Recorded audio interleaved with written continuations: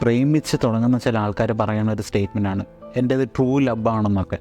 ശരിക്കും ഈ true love എത്തുന്നതിന് മുമ്പ് കുറേയധികം ഫേസ് ഉണ്ട്. ആദ്യത്തെ ഫേസിൽ നമുക്ക് എപ്പോഴും അവരെ കാണണം, അവരെ പറ്റി ചിന്തിക്കണം, അല്ലെങ്കിൽ അവരോട് സംസാരിക്കണം, ഇങ്ങനെയൊക്കെ തോന്നുന്നൊരു ഫേസ് ഉണ്ട്.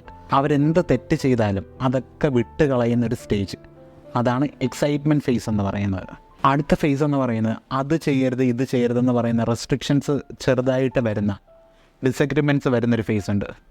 മൂന്നാമത്തെ ഫേസ് എന്ന് പറയുന്നത് ഞാൻ ഇങ്ങനെയാണ്, നീ ഇങ്ങനെയാണ്, നമുക്ക് തമ്മിൽ എങ്ങനെ അഡ്ജസ്റ്റ് ചെയ്ത് മുന്നോട്ട് പോകാം എന്ന ആ ഒരു തീരുമാനം, ആ ഒരു ഡിസിഷൻസ് വരുന്ന ആ ഒരു ടൈം പീരീഡാണ് മൂന്നാമത്തേത്. ഇനി നാലാമതൊരു ഫേസ് ഉണ്ട്.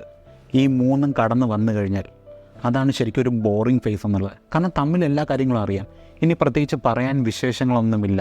ഈ ഒരു സ്റ്റേജിൽ എത്തിക്കഴിയുമ്പോഴും നിങ്ങൾക്ക് അതേ പേഴ്സണുമായിട്ട് ഒരു റിലേഷൻഷിപ്പ് കണ്ടിന്യൂ ചെയ്യണമെന്ന് ആഗ്രഹം നിൽക്കുന്നുണ്ടെങ്കിൽ അതാണ് ട്രൂ ലവ്.